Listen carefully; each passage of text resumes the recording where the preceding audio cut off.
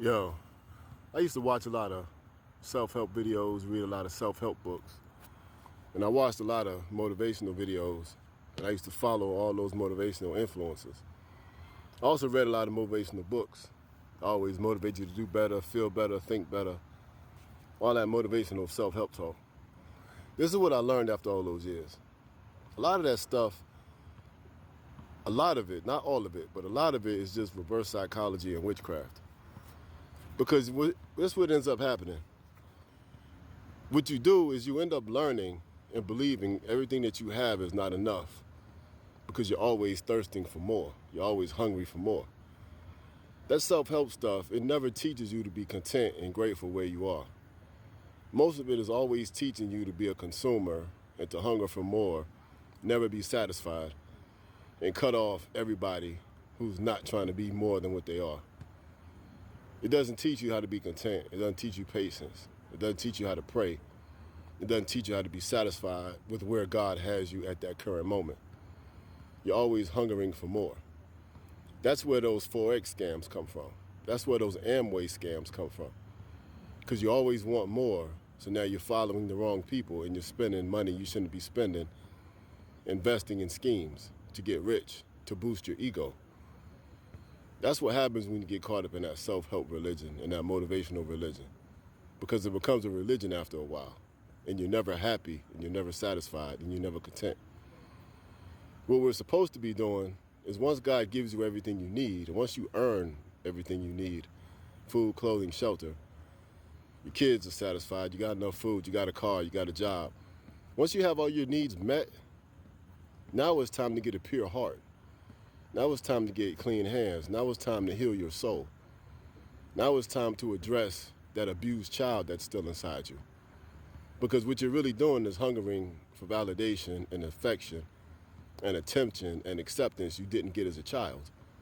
Because most of us had parents who didn't do everything right. I'm going to say that politically correct, because I don't want to be rude either. But most of us have parents who did not do everything right. So many of us are still abused children living in adult bodies. So once you have your food, clothing, and shelter, once you have your education, once you have a decent relationship, you may or not be married, whatever. But once all those needs are met and you're still hungering for something, that's that abused inner child. That's all that abuse we grew up with. So we have to get a clean heart, pure hands, and a healed mind. We have to be mentally and emotionally healthy. So you don't need more money. You don't need a bigger house. You don't need to upgrade to a second husband. You don't need to upgrade to a new wife that's skinnier or younger. You don't need an expensive Corvette. No, you need to fix your mind and your heart. You need to get your soul right with God. We need to address that abused inner child. That's why you're never satisfied. That's why you're not content. Because that abused inner child is living inside your adult body, and that abused child will sabotage everything you worked for. You're going to lose your house. You're going to lose your marriage. You're going to lose your kids. You're going to lose your husband. You're going to lose your wife because you didn't address that abused child. Instead, you joined Forex and Amway and Bitcoin and all those other scams trying to be somebody because that abused inner child is not satisfied. That is what I've learned the right way and the wrong way. That is what I've learned from other men and women who are honest. Because God can give you everything, but because you're not satisfied, you're going to have to lose it all before you realize you already got it. And what that self-help motivational stuff does is teaches you not to be satisfied where you are.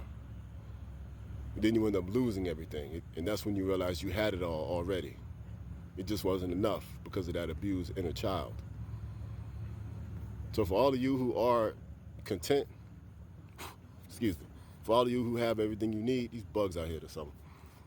But yo, if you got food, clothing, and shelter, your kids are good, fix your soul. Because there's a season to grind. Like there was a 3-year period when I didn't sleep because I was grinding, taking care of my family, getting money. I was in college. That was my grinding season. But once I got the house and the car, once I had my degree, my college degree, had money in the bank, had food in the freezer, it was time to get right with God. That was the prayer season. It was time to get right with God. That was the prayer season. Because I went through the grinding season. Then it was time for that prayer season. Because if you don't heal that abused inner child, you're going to lose everything you work for.